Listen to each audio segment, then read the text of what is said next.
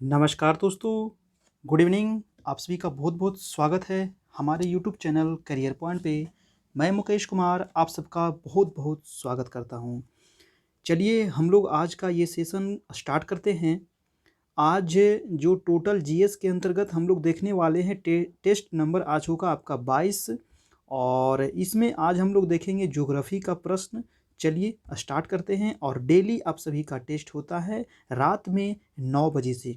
तो जो लोग अगर अभी तक चैनल सबको सब्सक्राइब नहीं किए हैं तो प्लीज़ हमारे चैनल को सब्सक्राइब करें, बेल आइकन प्रेस करें ताकि आपको 9 बजे रात में नोटिफिकेशन आप सभी को मिल सके।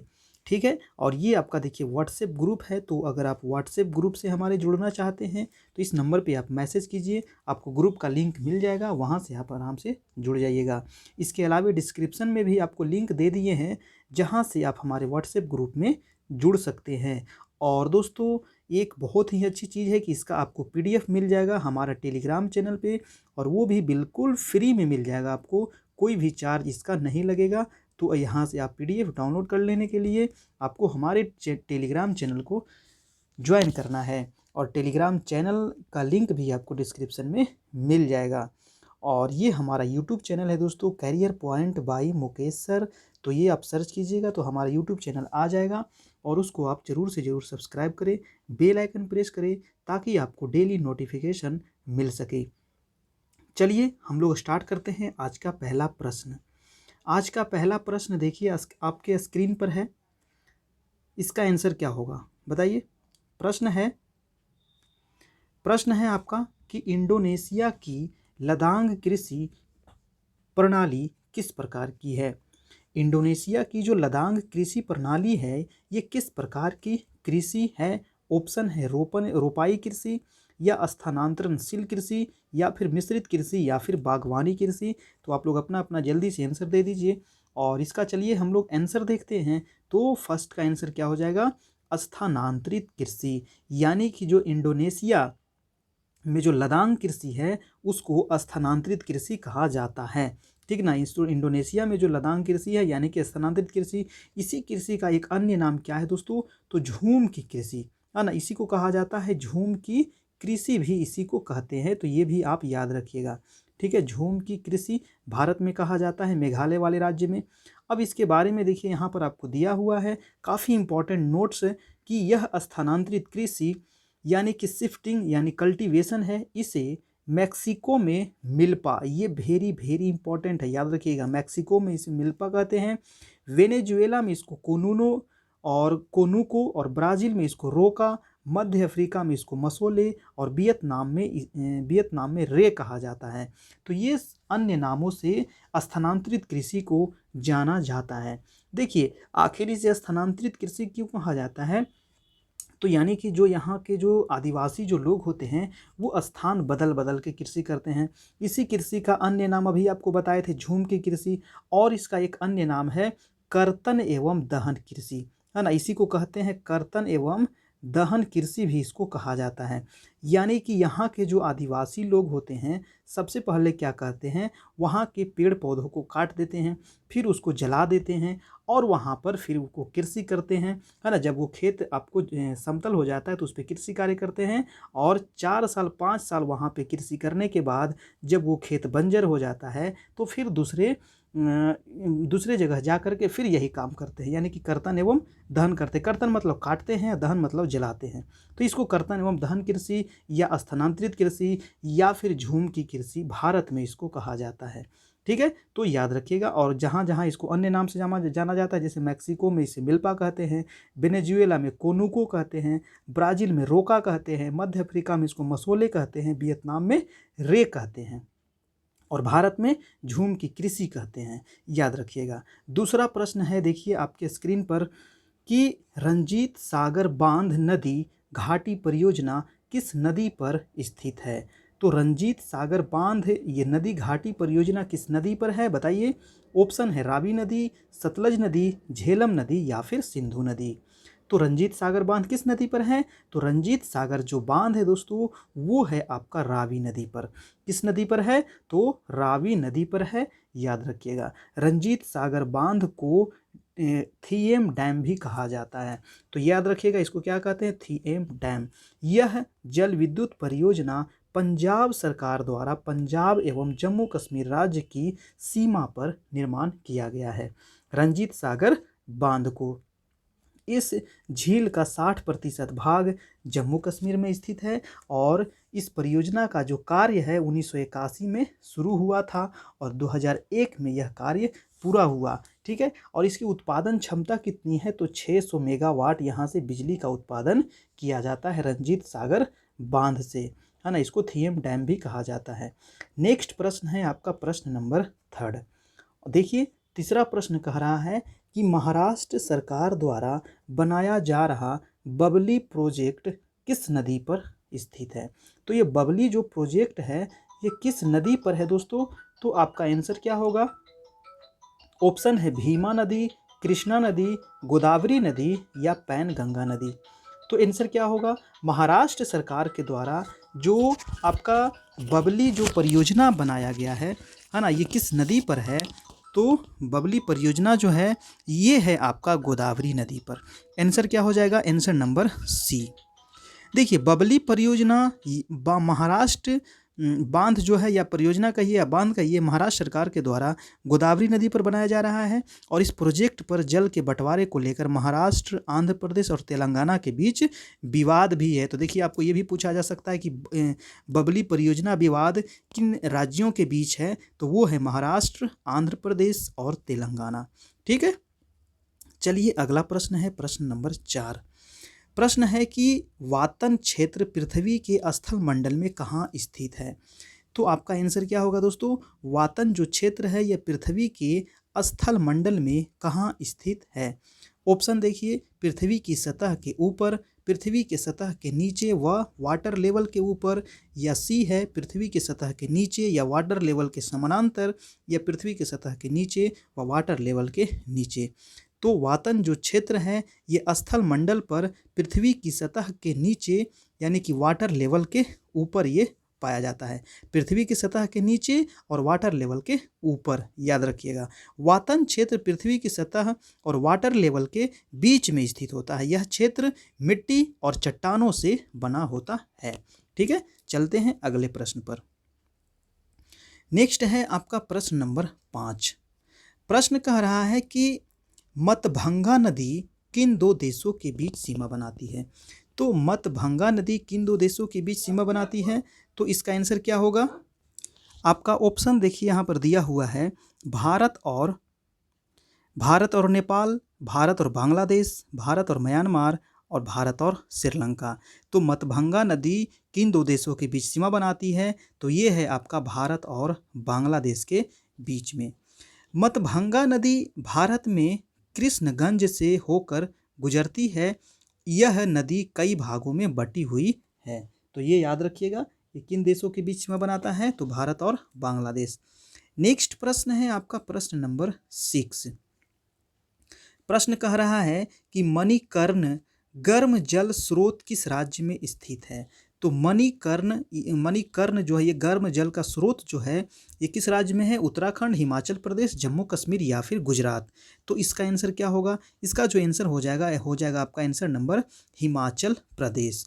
तो ये मणिकर्ण जो गर्म जल का जो स्रोत है ये पड़ता है आपको हिमाचल प्रदेश में और हिमाचल प्रदेश के कुल्लू जिला में स्थित है और पार्वती नदी के किनारे स्थित है। यह गर्म जल का स्रोत जो है चर्म रोगों के उपचार में काफ़ी उपयोग होता है, यानी कि जिसके स्किन से संबंधित डिजीज होता है ना, उसमें ये काफ़ी उपयोगी होता है।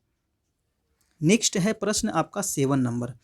प्रश्न कह रहा है कि निम्नलिखित में से किस पर्वत को 5 ट्रेजर्स ऑफ ग्रेट शो कहा जाता है। तो किस पर्वत को दोस्तों 5 ट्रेजर्स ऑफ ग्रेट शो कहा जाता है। ऑप्शन है लहोत्से, गॉडविन ऑस्टिन, कंचनजंगा या धौलागिरी। तो इसका आंसर क्या हो जाएगा, इसका आंसर हो जाएगा आपका कंचनजंगा। कंचनजंगा को ये कहा जाता है। कंचनजंगा जो है ये विश्व की तीसरी सबसे ऊंची चोटी है। कंचनजंगा कहाँ पड़ता है, तो ये है दोस्तों आपका सिक्किम में, है ना। इसकी ऊंचाई कितनी है, तो 8586 मीटर इसकी ऊंचाई है और ये नेपाल और सिक्किम के बीच स्थित है। तो ये कंचनजंगा। चलते हैं अगला प्रश्न। नेक्स्ट है प्रश्न नंबर आपका 8 है। देखिए प्रश्न है कि तुंगभद्रा बहुउद्देशीय परियोजना किन दो राज्यों के बीच स्थित है। तो तुंगभद्रा जो परियोजना है ये किन दो राज्यों के बीच स्थित है, आपका आंसर क्या होगा। देखिए ऑप्शन है आपको कर्नाटक और आंध्र प्रदेश, कर्नाटक और महाराष्ट्र, कर्नाटक महाराष्ट्र और आंध्र प्रदेश, या कर्नाटक और गोवा। तो तुंगभद्रा नदी जो है ये बहुउद्देशीय परियोजना जो है ये तो कर्नाटक में बहता है, ये तो आपको पता है। लेकिन इसके अलावे ये किस किस राज्य के लिए परियोजना है, तो कर्नाटक और आंध्र प्रदेश के लिए है। तुंगभद्रा बहुउद्देशीय परियोजना का जो निर्माण कार्य हुआ था 1949 में शुरू किया गया था और 53 में यह प्रोजेक्ट बन करके तैयार हो गया था। इसकी विद्युत का उत्पादन क्षमता है 127 मेगावाट। तो कभी कभी उत्पादन क्षमता भी आपको पूछ लिया जाता है। चलते हैं आपका नेक्स्ट सवाल पर। और दोस्तों चैनल पर आप नए हैं और ये वीडियो अच्छा लग रहा हो तो प्लीज़ एक लाइक कीजिएगा और चैनल को सब्सक्राइब कर लीजिएगा। प्रश्न है कि सतमाला पहाड़ियाँ किस राज्य में स्थित है। ऑप्शन है आपका गुजरात, उत्तर प्रदेश, महाराष्ट्र या फिर राजस्थान। तो सतमाला की पहाड़ियाँ जो दोस्तों ये कहाँ है, इसका आंसर हो जाएगा महाराष्ट्र। सतमाला की पहाड़ी कहाँ है आपका, महाराष्ट्र में है और महाराष्ट्र के नासिक जिला में स्थित है और यह सह्याद्री श्रेणी का हिस्सा है। ठीक है, तो आंसर हो गया आपका इसका आंसर नंबर सी यानी कि महाराष्ट्र। नेक्स्ट है प्रश्न नंबर आपका 10 नंबर है कि भारत का 60% नमक किस राज्य द्वारा उत्पादित किया जाता है। तो भारत का जो 60% यानी कि 60% जो नमक का उत्पादन करने वाला राज्य है, ऑप्शन राजस्थान, उड़ीसा, गुजरात या फिर महाराष्ट्र। तो इसका आंसर क्या हो जाएगा, आंसर नंबर सी यानी कि वो राज्य है आपका गुजरात। गुजरात में पूरे भारत का 60% नमक का उत्पादन होता है, यानी कि सबसे अधिक नमक का उत्पादन गुजरात में होता है। और भारत जो है दोस्तों विश्व में तीसरा स्थान है नमक के उत्पादन में। भारत में 160 लाख टन नमक का उत्पादन किया जाता है।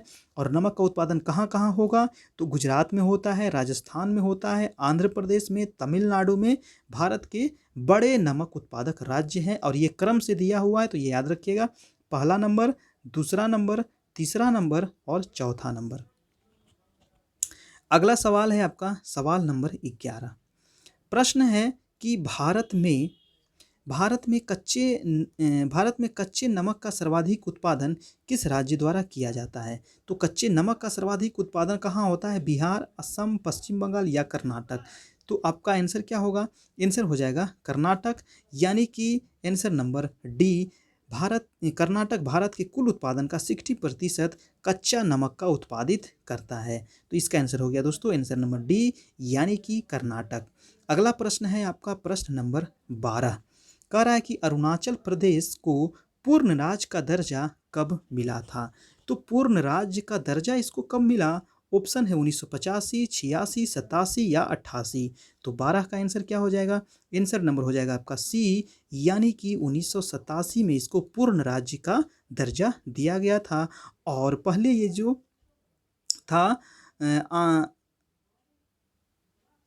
अरुणाचल प्रदेश केंद्र शासित प्रदेश था। इससे पहले ये अरुणाचल प्रदेश केंद्र शासित प्रदेश था। अच्छा हाँ, ये अरुणाचल प्रदेश है ना, तो इसको पूर्ण राज्य का जो दर्जा दिया गया था वो 87 में दिया गया है। और इससे पहले ये क्या था, तो केंद्र शासित प्रदेश था। हाँ, थोड़ा सा मैं यहाँ पर दिमाग मेरा थोड़ा सा कहीं और चला गया था, तो इस वजह से थोड़ा गड़बड़ हो गया। चलिए, तो इसका आंसर हो गया आपका आंसर नंबर सी यानी कि 1987। नेक्स्ट प्रश्न है दोस्तों आपका प्रश्न नंबर 13। कह रहा है कि बनिहाल दर्रा भारत के किस राज्य में स्थित है।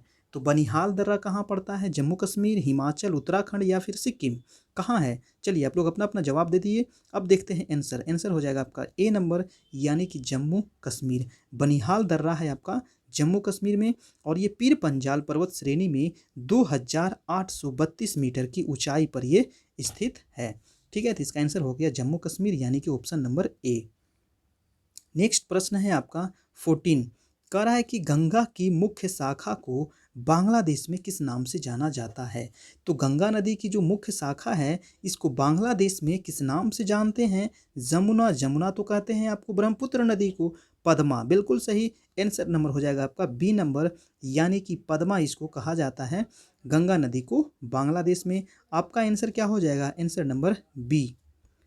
गंगा नदी इस पद्मा शाखा की लंबाई जो है 120 किलोमीटर है, यानी कि गंगा नदी जो है बांग्लादेश में कितने किलोमीटर बहती है? तो 120 किलोमीटर। और बंगाल की खाड़ी के निकट यह मेघना नदी में समाहित हो जाती है। ठीक है, और ये मेघना नदी फिर जाकर के गिर जाती है बंगाल की खाड़ी में और डेल्टा का निर्माण करती है। नेक्स्ट प्रश्न है आपका प्रश्न नंबर 15, यानी कि भारत में कोयर उद्योग मुख्य रूप से किस राज्य में केंद्रित है? तो कोयर उद्योग मुख्य रूप से कहाँ केंद्रित है? ऑप्शन है कर्नाटक, तमिलनाडु, केरल या फिर आंध्र प्रदेश। तो इसका हो जाएगा आपका केरल में है दोस्तों कोयर उद्योग। यह उद्योग नारियल पर निर्भर है और यह विश्व के कुल उत्पादन का 60% सफ़ेद कोयर का उत्पादन करता है। ठीक है, तो आंसर हो जाएगा आपका सी, यानी कि केरल। नेक्स्ट है आपका प्रश्न नंबर 16। 16 नंबर प्रश्न है कि निम्नलिखित राज्यों पर विचार कीजिए। और ये राज्य है आपका मध्य प्रदेश, ओडिशा, छत्तीसगढ़ और तो उपयुक्त में से कौन सा जो राज्य है वो हीरे का उत्पादन करता है? बताइए। अब हीरा का उत्पादन कहाँ होता है? मध्य प्रदेश में, ओडिशा में या छत्तीसगढ़ में? मध्य प्रदेश में तो सबको पता है कि मध्य प्रदेश में होता है, तो इसका राइट आंसर क्या हो जाएगा आपका? केवल ए ही होगा, यानी कि मध्य प्रदेश ही होगा, कि मध्य प्रदेश में ही बुंदर और पन्ना नामक स्थान पर हीरे का उत्पादन किया जाता है मध्य प्रदेश में। तो इसका आंसर हो गया दोस्तों आपका एमपी, यानी कि ऑप्शन नंबर ए। नेक्स्ट है प्रश्न नंबर आपका 17। 17 नंबर प्रश्न कह रहा है कि थोरियम का मुख्य स्रोत मोनाजाइट सैंड भारत के किस राज्य में प्रमुखता से पाया जाता है? तो थोरियम का जो मुख्य स्रोत जो है मोनाजाइट, ये सैंड कहाँ पाया जाता है? ऑप्शन देखिए, तमिलनाडु, केरल, महाराष्ट्र या फिर गोवा। तो 17 का आपका आंसर क्या होगा? जल्दी जल्दी आप लोग अपना जवाब देते चलिए। और चैनल पर नए हैं तो चैनल को एक बार लाइक कर दे, है ना, वीडियो को लाइक कर दे, और चैनल पर नए हैं तो चैनल को सब्सक्राइब कर ले दोस्तों।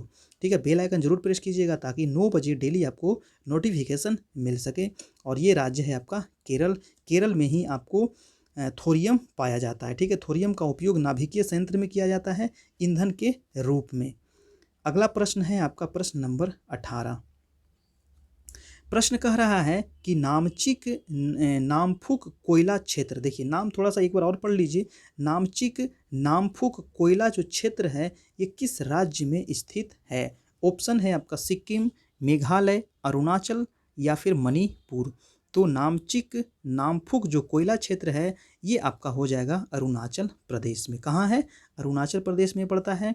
और ये कोयला क्षेत्र अरुणाचल प्रदेश के चांगलांग जिले में है ना? किस जिला में है? तो चांगलांग जिला में स्थित है नामचिक नामफुक कोयला क्षेत्र। नेक्स्ट है दोस्तों प्रश्न नंबर आपका 19। प्रश्न है कि प्रायद्वीपीय भारत की तट रेखा और अंडमान निकोबार तथा लक्षद्वीप के तट का अनुपात कितना है?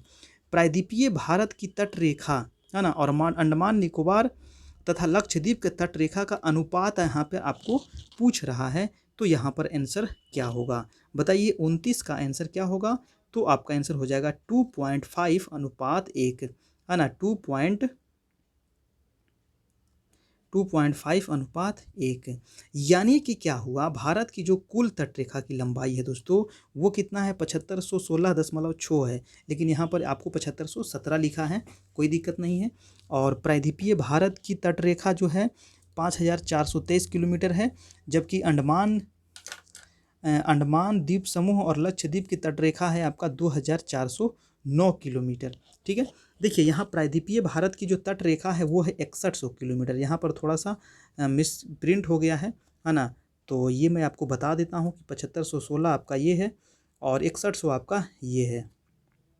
देखिए यहाँ भी थोड़ा सा गलती लिखा है, तो ये डाटा मैं फिर से आप लोग को थोड़ा सा दे दूंगा। यहाँ पर कुछ मिसप्रिंट हो गया है ना? क्योंकि प्रायद्वीपीय भारत की जो तट रेखा है वो 6100 किलोमीटर है और टोटल तट रेखा की लंबाई है 7516.6। और ये जो अंडमान निकोबार जो तट रेखा है तो इसमें से आप माइनस कर सकते हैं, तो यहाँ पर आपको निकल जाएगा, यानी कि 7517 में से आपको अगर 6100 हम माइनस कर देते हैं तो यानी 7 और 1 और 4 यानी कि और 1417 किलोमीटर आया आपका। तो 1417 किलोमीटर हो जाएगा आपका अंडमान निकोबार की लंबाई, है ना, जो उसका तट है उसकी लंबाई। तो ये याद रखिएगा। ठीक है, यहाँ पर थोड़ा सा मिसप्रिंट हो गया है तो ध्यान रखिएगा। अगला प्रश्न है दोस्तों आपका प्रश्न नंबर 20। देखिए 20 नंबर प्रश्न कह रहा है कि मालवा का पठार मुख्य रूप से किन राज्यों में स्थित है। तो मालवा का पठार किस राज्य में स्थित है ना, बताइए। मालवा का पठार आपको देखने को मिलेगा यहाँ पर, ठीक है। तो मध्य प्रदेश, गुजरात और राजस्थान सही है। महाराष्ट्र मध्य प्रदेश ये नहीं होगा। मध्य प्रदेश, उत्तर प्रदेश, राजस्थान ये नहीं होगा। राजस्थान, गुजरात, महाराष्ट्र ये नहीं होगा। आंसर क्या हो जाएगा आपका? आंसर नंबर ए हो जाएगा आपका, है ना। आंसर नंबर ए हो जाएगा, यानी कि मध्य प्रदेश में है, गुजरात में है और राजस्थान में है, याद रखिएगा। और ये मध्य भारत में स्थित है ना, क्योंकि यहाँ पर देखिए मध्य भारत ही पड़ता है ना, तो ये मध्य भारत में स्थित है। और यह पठार जो है लगभग 81,767 वर्ग किलोमीटर क्षेत्र में फैला हुआ है। तो इसका क्षेत्रफल भी देखिए यहाँ पर दिया हुआ है। तो इसका PDF जरूर डाउनलोड कर लीजिएगा, ताकि आपको यहाँ से बहुत सारा चीज़ आपको एक्स्ट्रा मिल जाएगा। नेक्स्ट प्रश्न है आपका 21। 2010 में किस बंदरगाह को भारत का 13 प्रमुख बंदरगाह घोषित किया गया है। तो 2010 में किस बंदरगाह को भारत का 13वां प्रमुख घोषित किया गया दोस्तों। ऑप्शन है आपका तूतीकोरिन, मार्मागाओ, एन्नौर या फिर पोर्ट ब्लेयर। तो आंसर क्या हो जाएगा? आंसर हो जाएगा आपका डी, यानी कि पोर्ट ब्लेयर। और पोर्ट ब्लेयर जो है ये अंडमान निकोबार में आपको पड़ेगा, है ना। अंडमान निकोबार द्वीप समूह की राजधानी कहाँ है? Port Blair. तो ये ही 2010 में इसको मान्यता मिला है और ये अंडमान निकोबार द्वीप समूह में स्थित है। अगला सवाल है आपका सवाल नंबर 22। देखिए काफ़ी इंपॉर्टेंट है कि बाबा बुदन की पहाड़ी, बाबा बुदन की जो पहाड़ी है दोस्तों ये कर्नाटक में पड़ता है, ठीक है। तो देखिए कर्नाटक कहाँ है? आंसर नंबर हो जाएगा सी, यानी कि ऑप्शन नंबर सी यहाँ पर सही है। बाबा बुदन की पहाड़ी, यहाँ पर सिंपली आपको राज्य पूछ रहा है कि किस राज्य में है, तो आपका हो जाएगा कर्नाटक। इसके बारे में देखिए आपको बताया है कि बाबा बुदन की जो पहाड़ी है ये कर्नाटक के चिकमंगलूर में है। तो ये जिला भी पूछ लिया जाता है कि कर्नाटक के किस जिले में है, तो चिकमंगलूर जिले में है। और ये समुद्र तल से कितनी ऊंचाई पर है? तो 1895 मीटर की ऊंचाई पर ये स्थित है। और दोस्तों एक बार आपसे रिक्वेस्ट है कि प्लीज़ आप लोग अगर चैनल पर नए हैं तो चैनल को सब्सक्राइब कर लीजिएगा, और वीडियो अच्छा लग रहा हो तो एक लाइक कर दीजिएगा, अपने दोस्तों को शेयर जरूर कीजिएगा। दोस्तों आपसे एक निवेदन है ना, बहुत जल्द आप सभी को डिजिटल बोर्ड पर हम पढ़ाने वाले हैं, तो थोड़ा सा आप लोग हमें भी सपोर्ट करें, ताकि मैं आप सभी के लिए और भी अच्छा कुछ कर सकूँ। देखिए ऑप्शन क्वेश्चन कह रहा है कि निम्नलिखित राज्य पर यहाँ पर विचार करना है। ऑप्शन है मध्य प्रदेश, महाराष्ट्र और उड़ीसा। छत्तीसगढ़ राज्य का निर्माण किन राज्यों के हिस्सों से बनाया गया था? बताइए, छत्तीसगढ़ राज्य का निर्माण किन राज्यों के हिस्सों से बनाया गया था? बताइए। तो छत्तीसगढ़ किससे बना है? तो छत्तीसगढ़ तो मध्य प्रदेश से बना है ना। हाँ, 2000 ईस्वी में अलग हुआ था ये। तो आंसर क्या हो जाएगा आपका? आंसर नंबर 1 हो जाएगा, यानी कि ये हो जाएगा, है ना। ये आपको मध्य प्रदेश से बना था और 1 नवंबर 2000 को बना था। ये याद रखिएगा, छत्तीसगढ़ का कब बना था? 1 नवंबर 2000 को। और 9 नवंबर को बना था आपका उत्तराखंड, और 15 नवंबर को बना था आपका झारखंड। तो ये तीनों याद रखिएगा, 1 नवंबर, 9 नवंबर और 15 नवंबर, है ना। और दोनों 2000 में ही बना था अटल जी के समय में, यानी कि 9 नवंबर 2000 को बना था उत्तराखंड और 15 नवंबर 2000 को बना था आपको झारखंड। तो ये तीनों राज्य याद रखिएगा, 1, 9 और 15। नेक्स्ट है प्रश्न नंबर 24। प्रश्न है कि भारत का सबसे लंबा राष्ट्रीय राजमार्ग कौन सा है? देखिए ये क्वेश्चन कल भी आया था, और भारत का सबसे लंबा जो राष्ट्रीय राजमार्ग है वो हो जाएगा NH44, है ना। तो आंसर नंबर आपका ए होना चाहिए, लेकिन यहाँ पर सिर्फ 4 दे दिया है, और ये पुराना क्वेश्चन है, तो इसको आप NH44 कर लीजिएगा।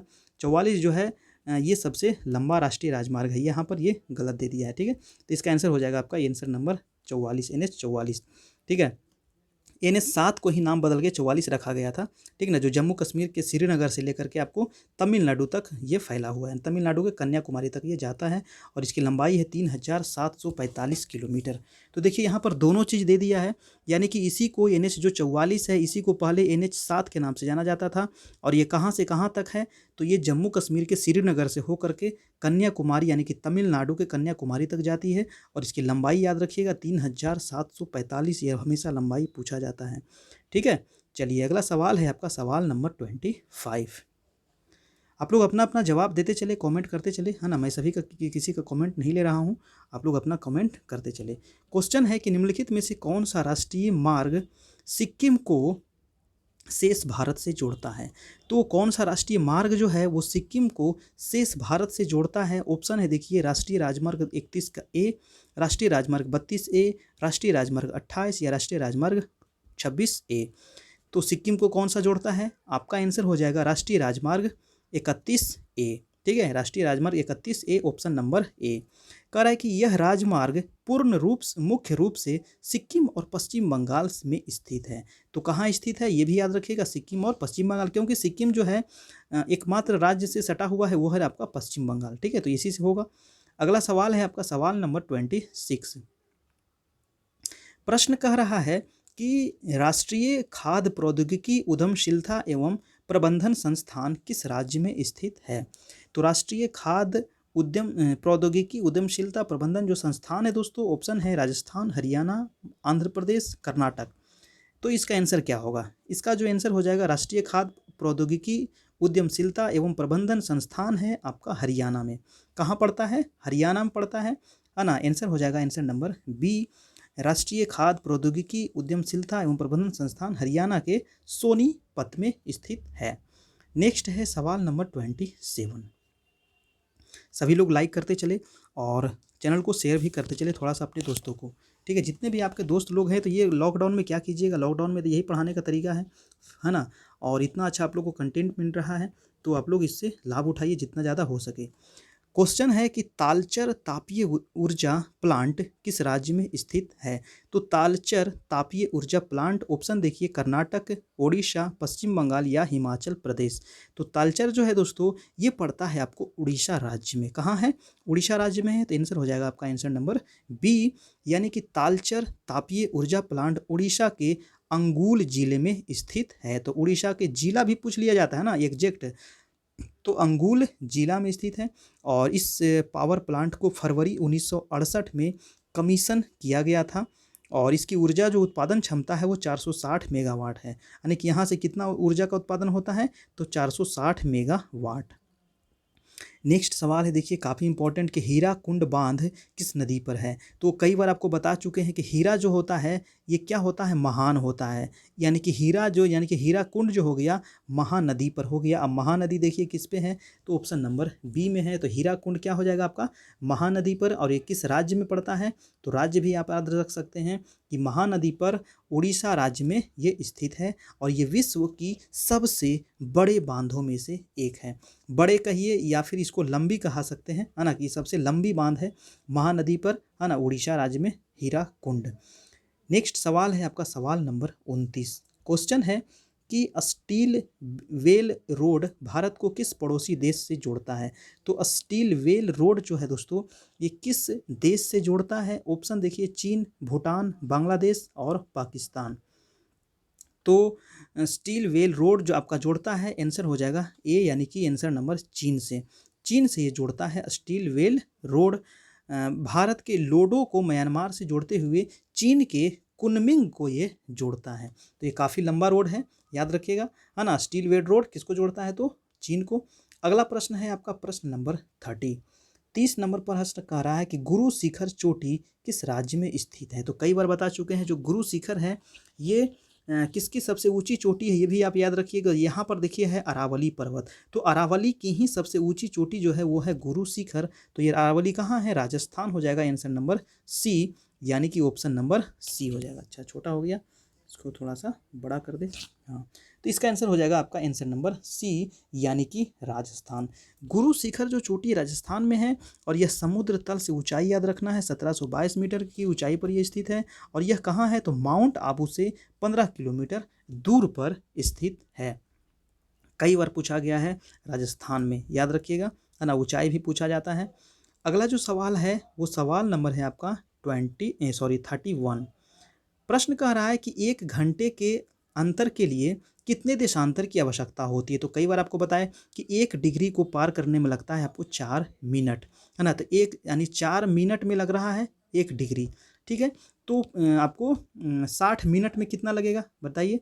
यानी कि 4 मिनट में लग रहा है तो 60 मिनट में कितना लगेगा, 15 चौक 60, यानी कि 15 डिग्री लगेगा, है ना। 15 डिग्री पार करने में कितना लगेगा, 60 मिनट, यानी कि 1 घंटा। तो इसका आंसर क्या हो जाएगा, आंसर नंबर बी हो जाएगा। ये तो कई बार आपको बता चुके हैं, तो आंसर हो जाएगा आपका बी, यानी कि 15 डिग्री, ठीक है ना, ऑप्शन नंबर बी। और 1 घंटे का अंतर होता है। अगला सवाल देखते हैं, सवाल नंबर है आपका 32। 32 नंबर प्रश्न कह रहा है कि पश्चिम बंगाल में स्थित कूच बिहार किस उद्योग के लिए प्रसिद्ध है। तो पश्चिम बंगाल में स्थित है आपका कूच बिहार और ये किस उद्योग के लिए जाना जाता है। ऑप्शन देखिए, कपास एवं कपड़ा उद्योग, रेशम उद्योग, पेट्रोलियम उद्योग या फिर सीसा उद्योग। तो कूच बिहार है आपका रेशम उद्योग के लिए जाना जाता है। तो आंसर हो जाएगा आपका आंसर नंबर बी। ठीक है, और ये कूच बिहार कूच जो है बिहार जिला के पश्चिम बंगाल में स्थित है। कूच बिहार जो है ये पश्चिम बंगाल में स्थित है और इसका जो कुल क्षेत्रफल है ये 3,387 किलोमीटर है। चलिए अगला प्रश्न है आपका प्रश्न नंबर 33। प्रश्न कह रहा है कि भारत और बांग्लादेश के बीच फर्राखा बांध विवाद किस नदी के जल बंटवारे को लेकर है। तो फरक्का जो बांध विवाद जो है दोस्तों ये किस नदी के जल बंटवारे को लेकर है। ये फरक्का बांध कई बार आपको पूछा जाता है। ऑप्शन देखिए, गंगा, ब्रह्मपुत्र, तीस्ता या फिर दामोदर नदी। किस नदी के लिए है। चलिए आप लोग अपना अपना जल्दी जल्दी जवाब देते चलिए और इसका मैं आंसर आपको बता दूं तो आंसर हो जाएगा आपका सी नंबर, यानी कि गंगा नदी। फरक्का जो बांध है ये पश्चिम बंगाल के मुर्शिदाबाद में है और ये गंगा नदी के किनारे पर स्थित है। यह बांग्लादेश की सीमा से 16.5 किलोमीटर की दूर पर है और यह बांध जो है 1972 में बनकर के तैयार हुआ था। ये भी पूछ लिया जाता है कब बन के तैयार हुआ था, तो 1972 ईस्वी में फरक्का बांध गंगा नदी पर। नेक्स्ट है आज का 34 नंबर प्रश्न। प्रश्न है कि भारत में नूनमती नामक स्थान किस लिए प्रसिद्ध है। तो नूनमती नामक स्थान जो है दोस्तों ये किस लिए प्रसिद्ध है।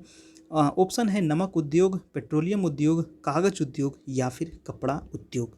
तो भारत में नूनमती जो नामक जो स्थान है ये है आपका पेट्रोलियम उद्योग के लिए जाना जाता है। किसके लिए। पेट्रोलियम उद्योग के लिए नूनमती। और ये पड़ता है आपको असम में। कहीं कहीं नूनमाटी भी आपको मिलेगा है ना, लेकिन ये नूनमती होता है, कहीं कहीं नूनमाटी भी मिलेगा, तो यह ध्यान रखिएगा। असम के गुवाहाटी में स्थित है और यह पेट्रोलियम उद्योग के लिए प्रसिद्ध है ना। तो पेट्रोलियम के लिए जान सकते हैं आप। और इस स्थान पर इंडियन ऑयल कंपनी द्वारा पहला तेल शोधक कारखाना शुरू किया गया था। तो ये वेरी इंपॉर्टेंट है कि किसके द्वारा शुरू किया गया था, तो इंडियन ऑयल कंपनी के द्वारा। नेक्स्ट है प्रश्न आपका 35। प्रश्न है कि राउरकेला और दुर्गापुर स्टील प्लांट की संकल्पना किस पंचवर्षीय योजना में की गई थी। वेरी वेरी इंपॉर्टेंट प्रश्न है, बताइए। तो ऑप्शन है आपका पहली, दूसरी, तीसरी या चौथी। तो आंसर क्या हो जाएगा। आंसर हो जाएगा आपका ऑप्शन नंबर बी, यानी कि दूसरी पंचवर्षीय योजना में ये शुरू किया गया था। देखिए जो दूसरी पंचवर्षीय योजना था ये उद्योग से ही संबंधित था, भारी उद्योग से संबंधित था आपको दूसरी पंचवर्षीय योजना, है ना। तो दूसरी पंचवर्षीय योजना जो कार्यकाल है ये भी आपको पूछा जाता है, 56 से लेकर 61 था दूसरी पंचवर्षीय योजना। प्रथम पंचवर्षीय योजना था वो आपको 1951 से लेकर के 55 तक, है ना, तो याद रखिएगा। और जो यहाँ पर देखिए काफ़ी इंपॉर्टेंट आपको दिया है कि राउरकेला स्टील प्लांट की स्थापना जर्मनी कंपनी की सहायता से। ये आपका वेरी वेरी इंपॉर्टेंट है कि राउरकेला किसकी सहायता से बना था, तो जर्मनी की सहायता से 1961 में की गई थी। और दुर्गापुर जो था दोस्तों ये ब्रिटेन की सहायता से बना था आपको, है ना, तो याद रखिएगा दुर्गापुर जो था ये ब्रिटेन की सहायता से और ये 1956 में बन करके तैयार हुआ था। तो 1956 में आपको दुर्गापुर और 61 में बना था आपको राउरकेला। ठीक है, चलिए तो दोस्तों ये था आज का महत्वपूर्ण 35 प्रश्न। आपको कैसा लगा नीचे कमेंट करके कमेंट बॉक्स में कमेंट कीजिएगा। आप लोग ज़रूर बताइएगा कि ये वीडियो आपको कैसा लगा। अच्छा लगा हो तो एक लाइक कीजिएगा और चैनल पर नए हैं तो प्लीज़ चैनल को सब्सक्राइब कीजिएगा, बेल आइकन प्रेस कर लीजिएगा ताकि आपको नोटिफिकेशन मिल सके दोस्तों। धन्यवाद दोस्तों। और डेली आपका टेस्ट चलता है 9 बजे से। आज हो गया टेस्ट 22 नंबर ख़त्म और फिर कल हम लोग मिलेंगे अगले टेस्ट में। आज देखिए ट्यूटर कैंपेन रखा गया था और वो काफ़ी हम लोग आज ट्रेंड किए, सेकेंड नंबर फर्स्ट नंबर तक हम लोग जा कर के आज ट्रेंड किए और ये सारे रिकॉर्ड हम लोग आज तोड़ दिए। सभी का आप लोग ने बहुत अच्छा किया। बहुत एक यूनिटी में यही होता है ना कि एक बहुत बड़ा ताकत होता है। ठीक है, तो सभी ने मिल करके हम लोग काफ़ी आज ट्वीट किए और देखिए इसका असर क्या होता है और ये जो भी असर होगा देखने को मिलेगा। और कल है 3 तारीख और कल है आपका सुनवाई, तो देखते हैं कल क्या होता है सुनवाई में। जो भी होगा कल हम उसके बारे में आपको वीडियो बना करके देंगे। तो तो इसके लिए चैनल को सब्सक्राइब कर लीजिएगा, बेल आइकन प्रेस कर लीजिएगा ताकि आपको नोटिफिकेशन ज़रूर से ज़रूर मिलते रहे। और ये आपका व्हाट्सएप नंबर है, तो व्हाट्सएप ग्रुप से आप जुड़ जाइएगा। ये टेलीग्राम चैनल है जहाँ से आपका इसका PDF बिल्कुल ही फ्री में डाउनलोड कर लीजिएगा। और ये हमारा यूट्यूब चैनल है दोस्तों, career point by Mukesh sir. फिर हम लोग मिलेंगे नेक्स्ट वीडियो में दोस्तों। तब तक के लिए अच्छे से रहिए, अपना ख्याल रखिए, अपने आसपास सफाई रखिए, अपने माता पिता का ख्याल रखिए।